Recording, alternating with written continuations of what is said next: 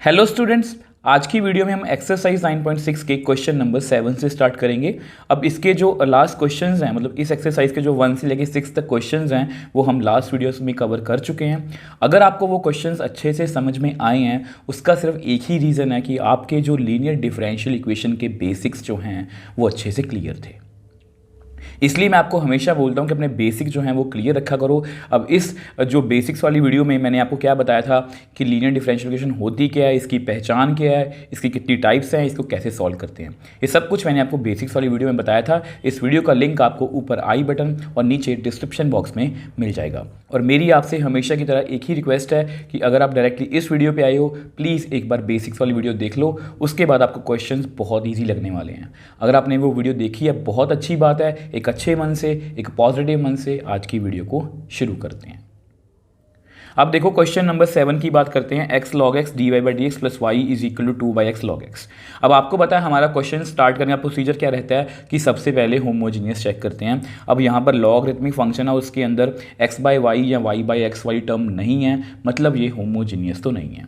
तो हमारे पास उसके बाद कौन सी ऑप्शन बचती है? Linear differential equation. ठीक है, अब लीनियर डिफरेंशियल इक्वेशन में हमारे पास दो ऑप्शंस हैं, या तो ये linear differential equation independent variable x होगी या इंडिपेंडेंट वेरिएबल y। अब आपको पता है यहाँ पर log के अंदर x है, मतलब डिपेंडेंट वेरिएबल लॉग अपने फंक्शन के अंदर है, तो ये वाली टाइप नहीं हो सकती। अब इसको चेक करते हैं, y dy by d x, दो ही टर्म है y में, ठीक है, एक y और एक dy बाई डी एक्स, इसकी यही पहचान है। और कोई भी ऐसा फंक्शन, मतलब ये आपस में मल्टीप्लाई में भी नहीं है, और कोई भी ऐसा फंक्शन नहीं है इन टर्म्स ऑफ y, मतलब जैसे इन्वर्स ट्रिग्नोमेट्रिक, लॉगरिथमिक, एक्सपोनेंशियल, मतलब ये इसको मैं इससे कंपेयर कर सकता हूँ। अब इसको कंपेयर करने से पहले थोड़ा सा इसको स्टैंडर्ड फॉर्म में लिखने की कोशिश करेंगे। अब यहाँ पर dy बाई डी एक्स के आगे कुछ भी नहीं होता, तो उसको मैं रिमूव करने की कोशिश करूँगा। तो सबसे पहले वही काम करेंगे। तो divide both sides by x log x। तो करते हैं x log x divide by x log x dy by d x plus y divide by x log x is equal to 2/x log x। यहाँ पर कितना आएगा? x log x। ठीक है, अब क्लियरली ये टर्म्स आपस में कैंसिल आउट हो रही हैं। ठीक, अब यहाँ पर कुछ बच्चे x को x से कैंसिल आउट करते हैं, ये गलत है, ये नीचे है तो ये इसके साथ ही आएगा। ये log x और log x कैंसिल आउट हो सकते हैं क्योंकि ये ऊपर है, ये फर्स्ट नंबर पर है, ये सेकंड नंबर पर, ये थर्ड नंबर पर है। ठीक है, तो इसलिए ये ऐसे कैंसिल आउट नहीं हो सकते। मैं फिर भी बता देता हूँ आपको रफ में। देखो इस तरह से होता है 1/2 3/4, तो ये इस तरह से पोजीशन है, तो ये नंबर हमें यहाँ पर जाता है और ये नंबर जो है ये ऊपर। ठीक है, अब log x जो है वो तीसरी पोजीशन पे है, तो ये यहाँ पर जाएगा और x यहाँ पर जाएगा। ठीक है, इसलिए कट नहीं हो सकते। तो हमारे पास ले दे के कितना रह गया? dy by d x plus 1/x log x। ये जस्ट मैंने स्टैंडर्ड फॉर्म में लिखने के लिए ऐसा किया है। अब यहाँ पर कितना रह गया? 2/x स्क्वायर, x और x इकट्ठे हो गए। ठीक, अब हम क्या करेंगे? Compare it with dy by d x plus p y is equal to q. We got, अगर हम कंपेयर करेंगे, आपको पता है y के साथ p है, y के साथ क्या है? x log x। अब यहाँ पर थोड़ा सा हमें इंटीग्रेशन में सोचना पड़ेगा, आपको अभी पता लग जाएगा। q कितना है हमारा? 2/x square. अब ये दोनों फंक्शन ऑफ x ओनली हैं, हमने बिल्कुल सही लिखा है। अब इसके बाद हमारा काम क्या होता है? आपको पता है हमारी मैपिंग कहती है कि इसके बाद आप इंटीग्रेटिंग फैक्टर निकाल लो, तो वो निकाल लेते हैं। तो इंटीग्रेटिंग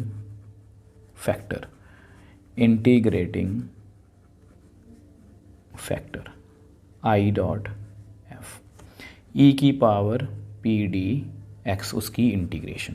ठीक है, तो ये सभी स्टेप्स तो हमें याद है। मेनली यहाँ पर जो काम होता है वो इंटीग्रेशन का होता है। ठीक, तो नाउ ई की पावर पी डी एक्स। अब p की वैल्यू कितनी है? ये थोड़ी सी अटपटी है, 1/x log x dx। इसकी इंटीग्रेशन करनी है। अब जिन बच्चों की मैपिंग अच्छे से क्लियर है उनको समझ में आएगा, अब जिनकी नहीं क्लियर उनको प्रॉब्लम आ सकती है। इसलिए मैंने आपको हमेशा बोला है कि इंटीग्रेशन को अगर आप मैपिंग से करोगे ना तो आपको कभी भी कोई दिक्कत नहीं आने वाली। अब ऐसा करते हैं, इसको नेक्स्ट पेज पे सॉल्व करते हैं। अब देखो, आपको पता हम यहाँ पर थे, अब इसकी इंटीग्रेशन करनी है। अब इसकी हमें डायरेक्ट इंटीग्रेशन तो नहीं आती, अब हम मैपिंग के पास जाएंगे। अब ध्यान से देखो, मैपिंग हमारी कहती है कि इसमें लॉग है तो ये नॉन अलजेब्रिक है, तो एंगल चेक करो। लॉग एक्स का एंगल मतलब लॉग के अंदर जो एंगल है वो लीनियर फंक्शन है, बट ये इंटीग्रेबल तो नहीं हो रहा। Then we go for derivatives. अब डेरिवेटिव लॉग एक्स का डेरिवेटिव कितना होता है 1/x, अब वो उसके साथ पड़ा है, तो डेरिवेटिव से हमारी बात बन सकती है। तो अब हम मैपिंग ने हमें क्या बताया कि डेरिवेटिव से करेंगे, तो put log x is equal to t. ठीक है, डिफ्रेंशिएट करो जरा आप इसको, differentiate both sides with respect to x, जो यहाँ पर होता है उसी के विद रिस्पेक्ट हम करते हैं। तो डेरिवेटिव मुझे करना है log x का, डेरिवेटिव मुझे करना है t का। ठीक, तो कितना आएगा 1/x इसका dt/dx, तो विच इम्प्लाइज इस dx को आप उधर ले जाओ by x is equal to dt। जो मैंने आपको बोला था कि हम ये dx/x है ना, इसको जस्ट दिखाने के लिए मैं ऐसे लिख देता हूँ, इसको ऐसे लिख लो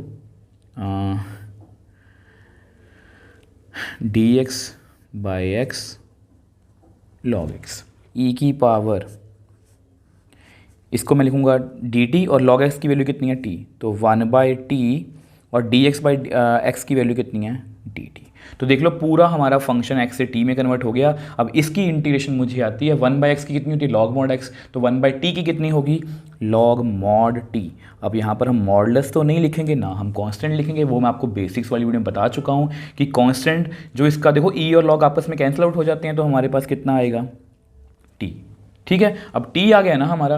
अब इसके अगर यहाँ पर मॉडुलस लिखता तो उसका प्लस माइनस मैं कांस्टेंट से एडजस्ट करता, और वो कांस्टेंट एंड में कट ही हो जाता है, तो इसलिए हम लिखते ही नहीं हैं। तो इसलिए हम कभी भी प्लस सीन लिखते इंटीग्रेटिंग फैक्टर में, और ना ही हम मतलब कि लॉग के अंदर जब भी इंटीग्रेशन ऐसी आती है उसके अंदर मॉडुलस। ये मैं आपको बेसिक्स वाली वीडियो में अच्छे से बता चुका हूँ, इसलिए बोलता हूँ कि बेसिक्स कभी भी स्किप मत करा करो। ठीक है, अब हमें टी में तो नहीं आंसर चाहिए, हमें एक्स में चाहिए, बट यहाँ पर मैं लिख देता हूँ but t is equal to log x। ठीक है, तो विच एम्प्लाइज इंटीग्रेटिंग फैक्टर की वैल्यू कितनी आ गई हमारी log x।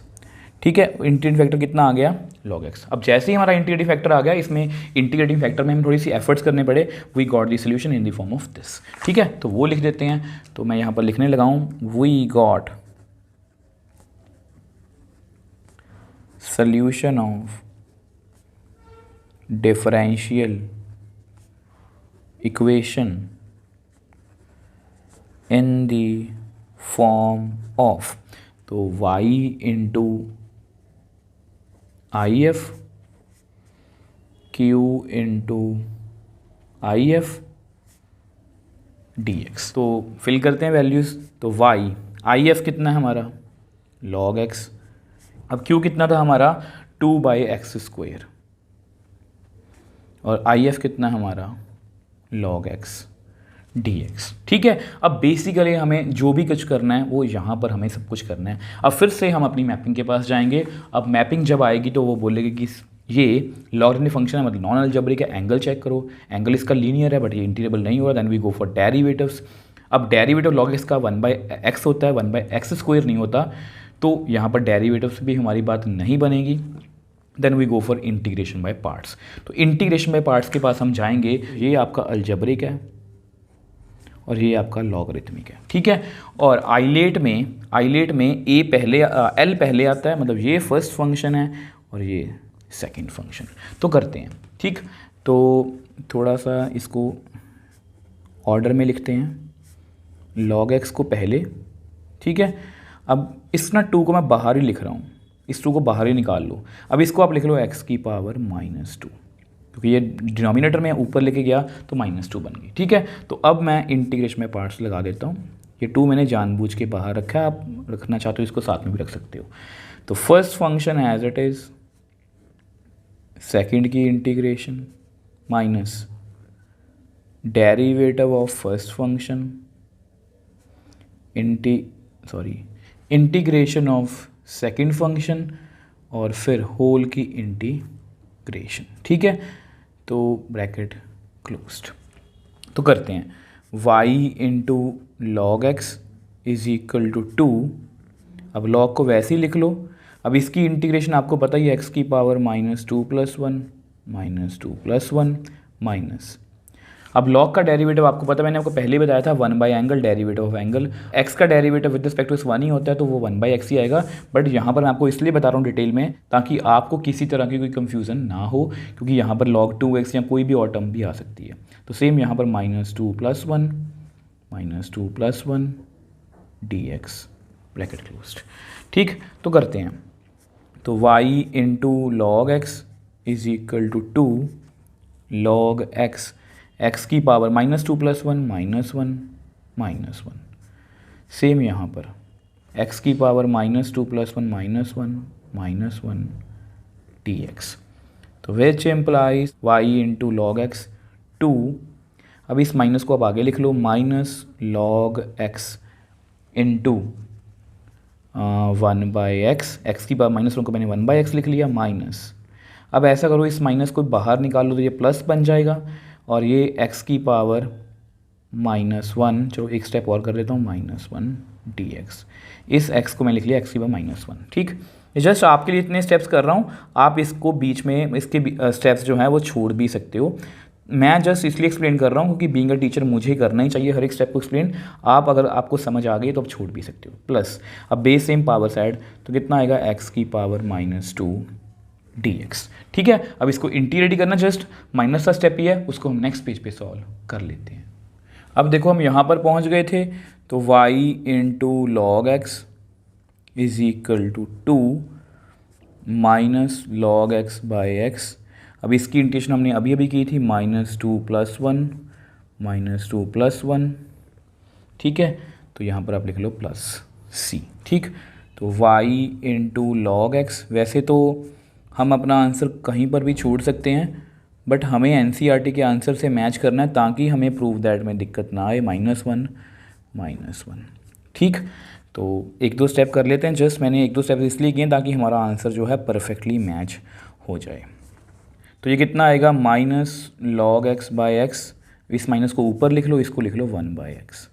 ठीक है, अब ध्यान से देखो, तो y × log x, अगर मैं यहाँ से माइनस को कॉमन ले लूँ, 2 तो बाहर ही है, ठीक है, 2 तो बाहर ही है। अब x भी कॉमन ले लेता हूँ, तो अंदर कितना बचेगा मेरे पास, इस 1 को आप पहले लिख लो, ये -1/x बाहर है ना, तो 1 यहाँ पर लिख लो, प्लस ये कितना रहेगा log x + c। अब ये जो हमारा आंसर है ये परफेक्टली मैच कर रहा है एनसीईआरटी से। ठीक है, ये जस्ट एफर्ट्स मैंने इसलिए किए हैं ताकि हमारा जो आंसर है वो परफेक्टली मैच हो जाए। ठीक, अब इसमें सेम वही कहानी थी, होमोजीनियस चेक किया, नहीं था, डिफरेंशियल इक्वेशन के, लीनियर डिफरेंशियल इक्वेशन के पास गए, तो फर्स्ट टाइप से मैच कर रहा था, पी और क्यू की वैल्यू, इंटीग्रेशन।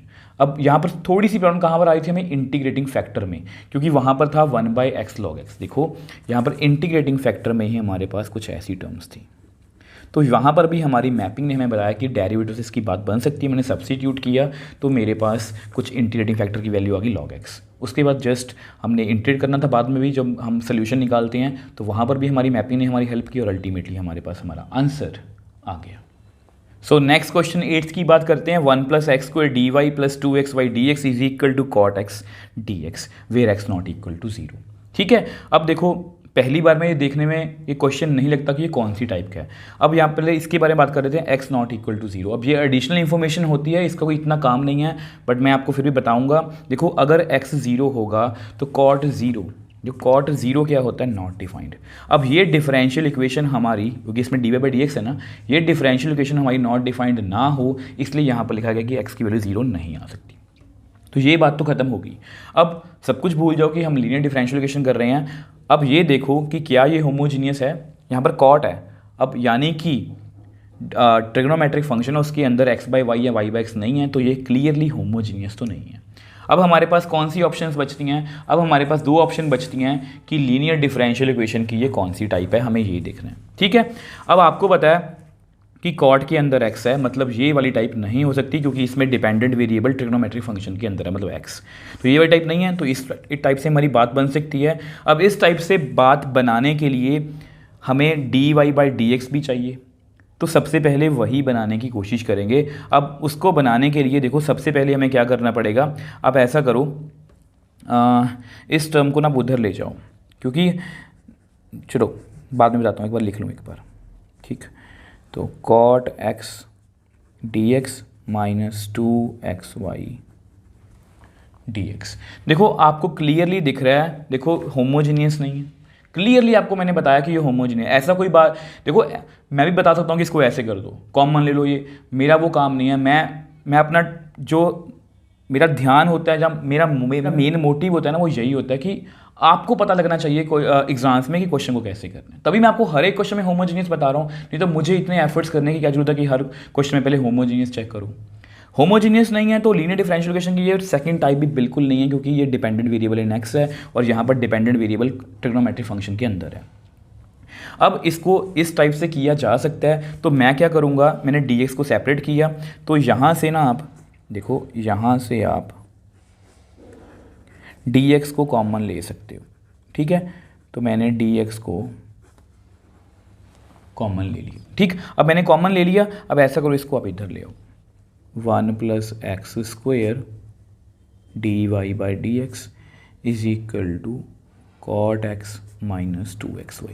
अब इन क्वेश्चंस में हमें थोड़े से एक्स्ट्रा एफर्ट करने पड़ रहे हैं, क्योंकि हमें पहले जितने भी क्वेश्चन थे जो फर्स्ट वीडियो में थे वो ऐसे थे कि हमें बनी बनाई, ऑलमोस्ट बनी बनाई स्टैंडर्ड फॉर्म मिल जाती थी। अब हम खुद बना रहे हैं।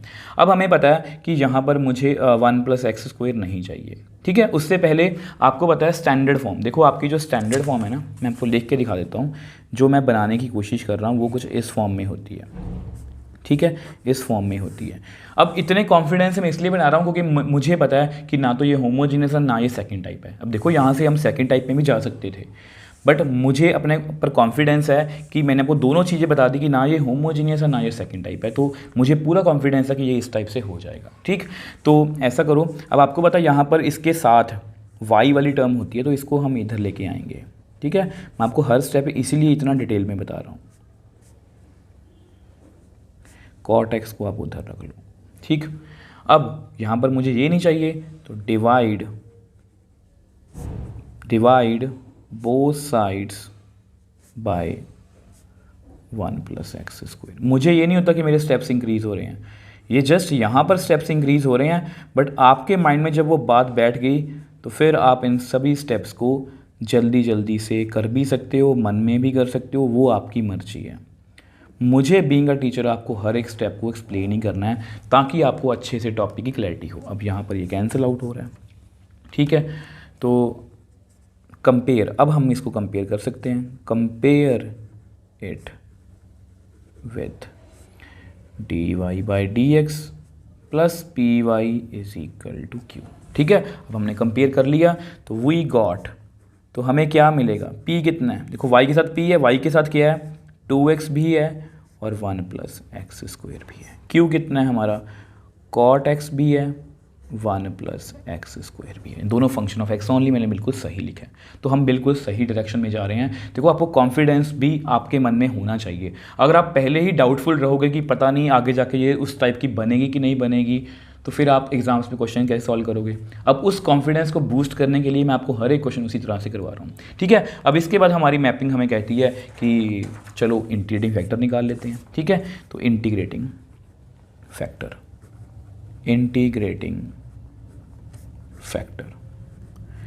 तो इंटीग्रेटिंग फैक्टर मतलब IF मतलब e की पावर p dx, तो उसको कैलकुलेट कर लेते हैं, ठीक। तो आपको पता ही है, नाउ e की पावर p dx, e की power 2x upon 1 plus x square. अब यहाँ पर भी हमें थोड़े से इंटीग्रेटिंग फैक्टर में एफर्ट्स करने पड़ेंगे, उसको हम नेक्स्ट पेज पे सॉल्व कर लेते हैं। अब देखो जैसा कि लास्ट क्वेश्चन में था, वहाँ पर भी हमें एफर्ट्स करने पड़े थे, वहाँ पर भी हमें मैपिंग ने हमें बताया था, अब यहाँ पर भी हमें मैपिंग ही बताएगी। देखो 2x upon 1 plus x square है, तो ये अलजेब्रिक फंक्शन है, क्योंकि ये पॉलिनोमियल है, ये भी पॉलिनोमियल है। तो डिग्री चेक करते हैं, ऊपर डिग्री 1 है, x की पावर 1 है, यहाँ पर x की पावर 2 है, ऊपर डिग्री छोटी नीचे बड़ी है, नीचे बड़ी है ऊपर छोटी, then we go for derivatives. अब आप सभी को पता है कि 1 प्लस एक्स स्क्वायर का डेरिवेटिव, देखो 1 प्लस एक्स स्क्वायर का डेरिवेटिव कितना होता है 2x, तो ये ऊपर पड़ा है तो डेरिवेटिव से हमारी बात बन सकती है। तो हम क्या करेंगे, put 1 plus x square is equal to d, तो differentiate both sides with respect to x. तो मुझे डेरिवेटिव करना है 1 प्लस एक्स स्क्वायर का, मुझे डेरिवेटिव करना है टी का। तो यहाँ पर कितना आएगा 0, यहाँ पर 2x, यहाँ पर dt बाई डी एक्स। तो विच एम्प्लाइज 2x dx की वैल्यू कितनी आ गई dt। ठीक है, तो 2x dx की वैल्यू कितनी आ गई dt, तो सब्स्टिट्यूट करते हैं विच एम्प्लाइज e की पावर। अब 2x dx की वैल्यू कितनी है dt। अब इसको मैंने कितना फिल किया है t। बिल्कुल लास्ट क्वेश्चन के जैसा ही सेम सिचुएशन बन गई। 1/t की इंटीग्रेशन कितनी होती है log mod t plus c, but हम यहाँ मॉड नहीं लिखेंगे, मैं आपको बेसिक वाली वीडियो में बता चुका हूँ। ठीक है, अब e और log कैंसिल आउट, तो हमारे पास कितना आएगा t। अब आपको पता है सेम वही सिचुएशन है, but t is equal to 1 plus x square. तो हमारी इंटीग्रेटिंग फैक्टर की वैल्यू कितनी आ गई, मतलब आई एफ की 1 प्लस एक्स स्क्वायर। अब हमारी मैपिंग क्या कहती है कि जैसे ही आपने इंटीग्रेटिंग फैक्टर निकाल लिया, we got the solution in the form of this, तो वो लिख देते हैं। ठीक है, तो we got solution of differential equation in the form of y into if q into if dx। ठीक है, तो which implies y into if कितना है हमारा 1 प्लस एक्स स्क्वायर, q कितना है हमारा cot x upon 1 plus x square, I F कितना है 1 प्लस एक्स स्क्वायर। ये तो बहुत इजी हो जाएगा मुझे लगता है। देखो यहाँ पर क्लियरली ये आपस में कट ही हो जाएंगे और हमारे पास सिर्फ और सिर्फ cot x रह जाएगा। तो y into 1 plus x square cot x। ठीक है, और cot x की डायरेक्ट इंटीग्रेशन मेरे पास है y into 1 plus x square is equal to log mod sine x. यहाँ पर हम लिखेंगे प्लस सी, यहाँ मॉड भी डालेंगे प्लस सी भी लिखेंगे। ये जस्ट हम तब भी नहीं लिखते जब इंटीग्रेटिंग फैक्टर होता है। अब ये जो हमारा आंसर है बिल्कुल एक्यूरेट है, बट अगर आपको फिर से इसको एनसीईआरटी के आंसर से मैच करना है तो उन्होंने इसको ऐसे लिखा है लॉग मॉड साइन एक्स। इस टर्म को आप वो इधर ले गए 1 प्लस एक्स स्क्वायर प्लस सी अपॉन 1 प्लस एक्स स्क्वायर। ये जस्ट प्रूव दैट के लिए, अदरवाइज हमें इसकी कोई भी ज़रूरत नहीं है। 1 प्लस एक्स स्क्वायर को ऐसे लिखा है इन्होंने -1, ये ऊपर जाके -1 पावर बन जाएगी log mod sine x plus c into 1 plus x square की पावर -1। ठीक है, अब ये जो हमारा आंसर है ये परफेक्टली एनसीईआरटी से मैच कर रहा है। अब देखो कुछ बुक्स में ना, जैसे मेरी बुक में ना यहाँ पर सिर्फ 1 प्लस एक्स की पावर -1 लिखा गया है और यहाँ पर यही है, तो मुझे लगता है कि यहाँ पर ये मिसप्रिंट है। तो ये बिल्कुल भी नहीं, यहाँ पर 1 प्लस एक्स नहीं आएगा, 1 प्लस एक्स स्क्वायर ही आएगा। तो किसी भी तरह से आपने कंफ्यूज नहीं हो ना। अगर आपको कोई भी डाउट है आप मुझे नीचे कॉमेंट बॉक्स में लिख सकते हो। अब देखो सेम वही कहानी हमारी, इसमें जस्ट दिक्कत क्या थी कि क्वेश्चन थोड़ा सा स्टैंडर्ड फॉर्म में नहीं था बिल्कुल भी। तो सबसे पहले हमने होमोजीनियस चेक किया, वो नहीं था। स्टैंडर्ड फॉर्म चेक की तो उसमें हमें पता लगा कि ये सेकंड टाइप तो नहीं है, ये फर्स्ट टाइप हो सकता है। तो फर्स्ट टाइप मैंने कॉन्फिडेंस से बनाने लगा, तो फर्स्ट टाइप हमारी बन गई। अब उसके बाद हम यहाँ पर पहुँच गए थे इंटीग्रेटिंग फैक्टर निकालने के लिए। यहाँ पर हमारी मैपिंग ने बताया कि इसका डेरिवेटिव ऊपर बन रहा है, तो मैंने सब्स्टिट्यूट कर लिया, तो हमारे पास इंटीग्रेटिंग फैक्टर की वैल्यू आ गई। उसको बाद में इस तरह से लिखा, इंटीग्रेट किया और हमारे पास हमारा आंसर आ गया। अगर आप इस तरह से क्वेश्चंस को करोगे ना, आपको क्वेश्चंस करके अच्छा भी लगेगा और आपसे कभी भी कोई मिस्टेक भी नहीं होगी। और आपको हमेशा जब कॉन्फिडेंस मिलता है तो आपको बूस्ट भी मिलता है, आपका मन भी करता है कि और क्वेश्चन सॉल्व करने का, और मेरा मोटिव यही है। सो नेक्स्ट क्वेश्चन 9th की बात कर लेते हैं। X d y by d x plus y minus x plus x y cot x is equal to 0 where x not equal to 0। अब इस क्वेश्चन की स्टेटमेंट को देख के हमें डरना नहीं है, ये जस्ट हमें कंफ्यूज करने के लिए बोला गया है। बट अगर आपने मेरे से डिफरेंशियल इक्वेशन पढ़ी है तो आपको पता हम कंफ्यूज नहीं होंगे, हम इसको बड़ी ही ईजिली सॉल्व करेंगे, बड़ी ही ब्यूटीफुली इसको सॉल्व करेंगे। अब एक्स नॉट इक्वल टू 0 है, इसके बारे में आपको बहुत बार बता चुका हूँ कि कॉट एक्स जो होता है, मतलब देखो कॉट 0, एक्चुअल में जो कॉट 0 होता है ना वो नॉट डिफाइंड होता है। तो कॉट्स है हमारे, तो अगर ये डिफरेंशियल ये कॉट 0 होगा तो ये नॉट डिफाइंड बन जाएगी, ये डिफरेंशियल इक्वेशन नॉट डिफाइंड बन जाएगी। ये डिफरेंशियल इक्वेशन नॉट डिफाइंड ना हो इसलिए यहाँ पर लिखा गया। अब इसके बाद हम अपने मुद्दे पे आते हैं कि होमोजीनियस कॉट एक्स है, ना उसके एंगल में x बाई वाई या y बाई एक्स है, तो ये क्लियरली होमोजीनियस तो नहीं है। अगर ये होमोजीनियस नहीं है उसके बाद हम किसके पास जाएंगे, लीनियर डिफरेंशियल इक्वेशन की कोई भी टाइप ये हो सकती है। अब क्लियरली देखो हमारे पास दो टाइप्स हैं, ये कॉट के अंदर डिपेंडेंट वेरिएबल x है, तो ये सेकेंड टाइप तो हमारी नहीं हो सकती, मतलब ये वाली टाइप ये पक्का नहीं है। ठीक है, अब इस टाइप के पास हम जा सकते हैं, तो इसी कॉन्फिडेंस से हम जाएंगे कि ये वाली टाइप पक्का होगी। तो हम क्या करेंगे, इसको स्टैंडर्ड फॉर्म में लिखने की कोशिश करेंगे। अब d y by d x के साथ क्या है, वाई एक्स। ठीक है, तो divide both sides by x. तो करते हैं x by x d y by d x plus y by x minus x by x plus x y cot x by x 0 by x. अब इसको next page पे solve कर लेते हैं। अब देखो इसको हमने स्टैंडर्ड फॉर्म बनाने के लिए एक्स से डिवाइड किया था, ये कट हो गया, ये भी कट हो रहा है और ये भी कट हो रहा है। ठीक है, तो अब हमारे पास कितना बच गया, d y by d x plus y by x minus 1, ये 1 रह गया, plus y cot x is equal to 0। But अभी भी ये हमारी स्टैंडर्ड इक्वेशन से मैच नहीं कर रहा। देखो स्टैंडर्ड इक्वेशन हमारी ये है। ठीक है, अब आपको पता है यहाँ पर y है, तो ये y वाली दो टर्म्स हैं, इसमें से ना कुछ कॉमन लेने की कोशिश करते हैं। D y by d x plus 1 by x plus cot x y. तो बेसिकली मैं यहाँ पर थोड़ा सा हाईलाइट कर देता हूँ, इन दोनों में से ना मैंने y को कॉमन ले लिया, क्योंकि अल्टीमेटली मुझे y एक चाहिए। ठीक है, इज इक्वल टू, अब जो बाकी बच गए जैसे ये, इसको मैं उधर ले गया, अब ये हमारी स्टैंडर्ड फॉर्म से मैच कर रही है। तो compare it with d y by d x plus p y is equal to q. ठीक है, तो p कितना आएगा, वी गॉट p, y के साथ p, y के साथ क्या है 1 by x plus cot x. q क्या है हमारा 1, q कांस्टेंट है, ये फंक्शन ऑफ x ओनली, बिल्कुल सही लिखा है। अब इसके बाद हमारी मैपिंग कहती है कि इंटीग्रेटिंग फैक्टर, तो वो निकाल लेते हैं। तो इंटीग्रेटिंग फैक्टर मतलब IF। ठीक है, तो IF e की पावर p dx, तो आपको पता ही है, नाउ e की पावर p dx, e की power 1 by x plus cot x dx। अब दोनों को हम सेपरेट सॉल्व कर सकते हैं, तो इसको आप ऐसे लिख लो 1 by x dx cot x dx। ठीक है, अब इन दोनों की इंटीग्रेशन मुझे आती है 1 by x log mod x नहीं लिखेंगे, लॉग एक्स प्लस, अब आपको कॉट एक्स की इंटीग्रेशन भी पता है, हमने अभी अभी की थी, log mod sine x plus c, but यहाँ पर हम मॉड नहीं लिखेंगे, तो क्या लिखेंगे log sine x plus c का तो सवाल ही नहीं है, तो दोनों चीज़ें हम नहीं लिखेंगे। ठीक है, अब इसको हमें, अब कुछ बच्चे गलतियाँ करते हैं कि यहाँ पर लिखते हैं एक्स प्लस साइन एक्स, ये गलत है।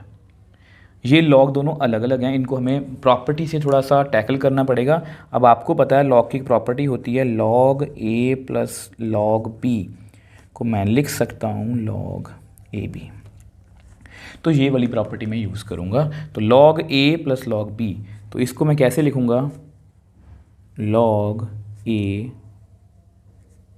B, a into b. अब ई और लॉग इकट्ठे हैं तो कितना आ गया एक्स साइन एक्स, तो हमारे पास जो हमारा इंटीग्रेटिंग फैक्टर है वो कितना आ गया एक्स साइन एक्स। तो बस अगर आप छोटी छोटी बातों का ध्यान रखोगे ना आप, तो आपसे मिस्टेक होनी नहीं, अगर मिस्टेक नहीं होगी तो हमारा क्वेश्चन पूरा अच्छे से सॉल्व भी होगा। ठीक है, अब हम यहाँ पर पहुँच गए हैं। अब इंटीग्रेटिंग फैक्टर के बाद we got the solution in the form of this, तो वो करते हैं, we got solution of differential equation in the form of y into if q into if। और ये सभी क्वेश्चन ना एग्जाम पॉइंट ऑफ व्यू से बहुत इंपॉर्टेंट, आप ये मान के चलो आपको एक क्वेश्चन होमोजीनियस से और एक क्वेश्चन लीनियर डिफरेंशियल इक्वेशन से पक्का आएगा। ठीक है, अब y if की वैल्यू कितनी है x sin x क्यू कितना था हमारा, ये रहा 1। अब x sin x, ठीक है। तो बेसिकली जो मुझे इंटीग्रेशन करनी है ना, वो करनी है y(x), मतलब इसको तो ऐसे ही लिख लो, x × 1 1 ही होगा x, इसकी ही इंटीग्रेशन करनी है, ठीक है। अब इंटीग्रेशन करने के लिए मैं तो हमेशा मैपिंग की हेल्प ही लूँगा, और मेरी मैपिंग क्या कहती है कि ये नॉन अलजेब्रिक है क्योंकि इसमें साइन है। इसका एंगल चेक करना x, वो लीनियर फंक्शन है बट ये इंटीग्रेबल नहीं हो रहा। Then we go for derivative, sine का डेरिवेटिव कॉस, x का डेरिवेटिव 1, वो नहीं बन रहे। अगर डेरिवेटिव नहीं बन रहे then we go for integration by parts. तो इंटीग्रेशन बाय पार्ट्स से हमारी जो बात है वो बन सकती है। अब आपको पता है कि x एक अलजेब्रिक है, साइन एक ट्रिग्नोमेट्रिक फंक्शन है, और आइलेट में a पहले आता है, ट्रिग्नोमेट्रिक फंक्शन बाद में, ठीक है। तो इंटीग्रेशन बाय पार्ट्स से कर देते हैं इसको, y(x sin x). तो first function as it is मुझे इंटीग्रेशन करनी है सेकंड फंक्शन की, minus derivative of first function, मुझे इंटीग्रेशन करनी है सेकंड फंक्शन की, फिर होल की इंटीग्रेशन। तो which implies xy sin x is equal to x। अब आप सभी को पता ही है कि sin x की इंटीग्रेशन कितनी होती है, minus cos x, minus x का डेरिवेटिव 1, साइन की integration minus cos x dx। अब ऐसा करते हैं, इसको नेक्स्ट पेज पे सॉल्व कर लेते हैं। अब देखो हम यहाँ पर पहुँच गए थे, तो xy sin x, इसको ऐसे लिख लो माइनस x cos x, इस माइनस को मैंने बाहर लिख लिया। अब इस माइनस को बाहर लिख लो प्लस cos x। अब इसकी इंटीग्रेशन हमारे लिए बहुत इजी है, तो y इसको ऐसे लिख लो x sin x, जस्ट क्योंकि मुझे पता है कि इसका आंसर क्या है, ठीक है, माइनस x cos x। अब cos x की फिर से इंटीग्रेशन आपको पता ही है, sin x प्लस c, ठीक है। तो ये जो हमारा आंसर है बिल्कुल एक्यूरेट है, बट ये अभी NCERT से मैच नहीं हो रहा। उसको परफेक्टली मैच करने के लिए उन्होंने क्या किया है, माइनस x cos x, अब इसको वो इधर ले गए x sin x plus sin x upon x sin x, c upon x sin x, ठीक है। अब हमें क्या करना है, जो टर्म्स कैंसिल आउट हो रही हैं वो कैंसिल आउट कर दो, जैसे साइन और साइन, x और x।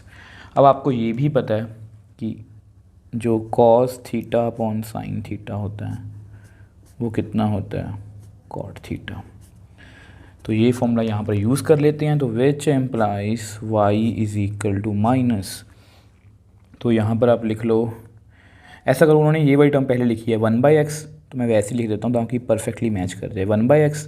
अब ये कितना बना, minus cot x plus c upon x sin x। अब ये जो हमारा आंसर है ये परफेक्टली NCERT से मैच कर रहा है। अब देखो स्टूडेंट्स, इसमें भी वही था कि स्टेटमेंट थोड़ी सी बड़ी थी, बट हमने सबसे पहले वही होमोजीनियस चेक किया, होमोजीनियस नहीं था, लीनियर डिफरेंशियल इक्वेशन के पास गए, सेकंड टाइप नहीं थी, फर्स्ट टाइप पक्का थी। मैं कॉन्फिडेंस से वो फर्स्ट टाइप बनाई, पी और क्यू की वैल्यू को निकाला। अब यहाँ पर इंटीग्रेटिंग फैक्टर थोड़ा सा डिफरेंट था। अब यहाँ पर हमारे पास कुछ ऐसी सिचुएशन थी 1/x और cot x, तो मैंने दोनों को अलग अलग इंटीग्रेट किया, तो हमारे पास कुछ ऐसा आया। अब कुछ बच्चे यहाँ पर गलती कर देते हैं, ठीक है, तो मैंने गलती नहीं की, तो मैंने क्या किया, इस लॉ की प्रॉपर्टी लगाई, तो इसको ऐसे लिख लिया log x sin x, ठीक है। वो इकट्ठे कैंसिल आउट हो गए, तो x sin x। अब उसके बाद जस्ट इंटीग्रेट करना था, वो हमारी मैपिंग ने बता दिया कि इंटीग्रेशन में पार्ट्स लगेगा, और अल्टीमेटली हमारे पास हमारा आंसर आ गया। अब नेक्स्ट क्वेश्चन 10th की बात कर लेते हैं। अब देखने में ये क्वेश्चन जितना सीधा लग रहा है उतना सीधा ये है नहीं, और ऐसे ही क्वेश्चंस के लिए मैंने आपको हमेशा प्रिपेयर करवाया है। होमोजीनियस लीनियर डिफरेंशियल इक्वेशन कौन सी टाइप है, फर्स्ट या सेकंड। अभी आपको पता लगेगा कि हमने क्या अच्छे से सीखा है। तो देखो क्वेश्चन आ गया। अब कुछ बच्चों को ये लग सकता है कि ये जो है ये होमोजीनियस, सबसे पहले देखो होमोजीनियस चेक करेंगे, देखो x + y dy/dx is equal to 1। अगर ये होमोजीनियस है तो सबसे पहले हमें इसको स्टैंडर्ड फॉर्म में लिखना पड़ेगा। तो स्टैंडर्ड फॉर्म में लिखने के लिए हम क्या करेंगे, इस x + y को उधर ले जाएंगे, तो इसको मैं उधर ले गया। ध्यान से देखो, इस जोन में कोई वेरिएबल है ही नहीं है, ये कॉन्स्टेंट है। इस जोन में 1 वेरिएबल है, इसमें 1 यहाँ पर कोई वेरिएबल है ही नहीं है, तो ये क्लियरली होमोजीनियस नहीं है, क्योंकि होमोजीनियस में सिंगल कांस्टेंट नहीं हो सकता। मैं वैसे कांस्टेंट को देखते ही पहचान गया था कि इसमें कांस्टेंट है, तो ये होमोजीनियस तो नहीं है।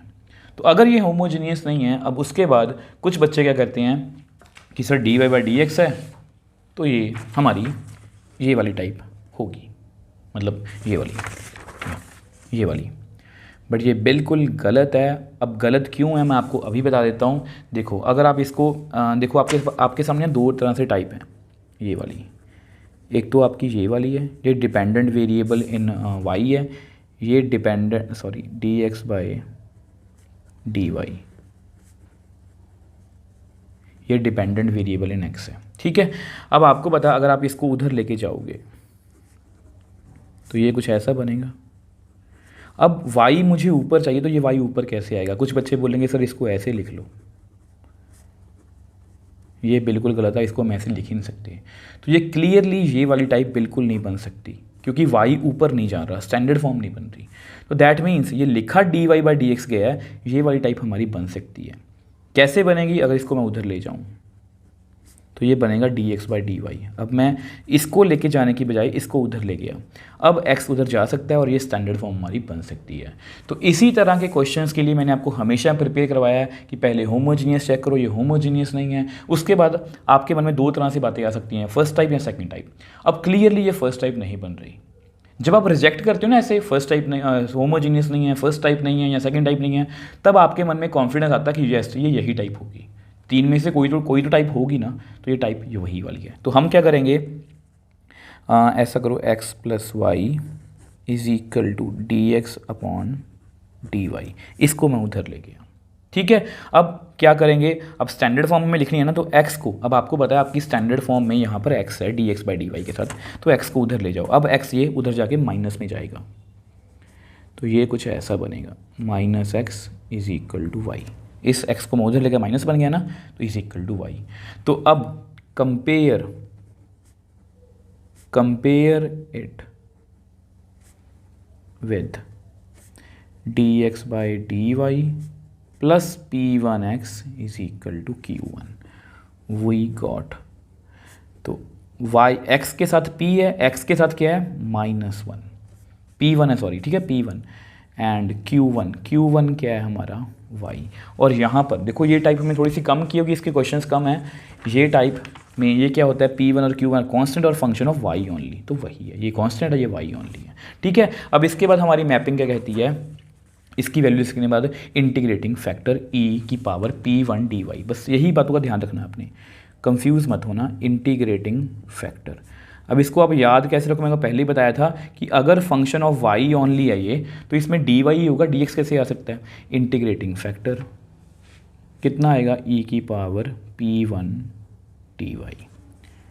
ठीक है, तो नाउ तो कैलकुलेट करते हैं एक बार, नाउ e की पावर p1 dy इंटीग्रेशन, इसकी इंटीग्रेशन बहुत ईजी है, इसकी वैल्यू कितनी है -1 dy। ठीक, अब माइनस को आप बाहर निकाल लो तो 1 dy की इंटीग्रेशन होगी -y प्लस c हम नहीं लिखेंगे, मैं आपको बेसिक्स वाली वीडियो में बता चुका हूँ। तो हमारी if की वैल्यू आ गई e की पावर -y। तो ये तो हमने कैलकुलेट कर ली। अब इसके बाद ध्यान रखना, we got the solution of given differential equation in the form of x into I F q1 into I F dy। ठीक है, तो वही मैं लिखने वाला हूँ, we got solution of differential equation in the form of x into if q1 into if dy। तो values को फिल करते हैं, तो which implies x into e की पावर -y, q1 कितना है y e की पावर -y dy। अब जस्ट हमें इंटीग्रेट करना है, उसको हम नेक्स्ट पेज पे सॉल्व कर लेते हैं। अब देखो स्टूडेंट्स, हमें इंटीग्रेट करना है तो करते हैं। ठीक, x इंटू ई की पावर -y। अब आप सभी को पता है कि हम हमारी मैपिंग के पास जाएंगे और ये क्लियरली एक नॉन अलजेब्रिक फंक्शन है क्योंकि इसमें एक्सपोनेंशियल है। एंगल कितना -y, वो लीनियर फंक्शन है बट ये इंटीग्रेबल नहीं हो रहा, then we go for derivatives. ठीक है, इसका डेरिवेटिव ये नहीं बन रहा, इसका डेरिवेटिव ये नहीं बन रहा, then we go for integration by parts.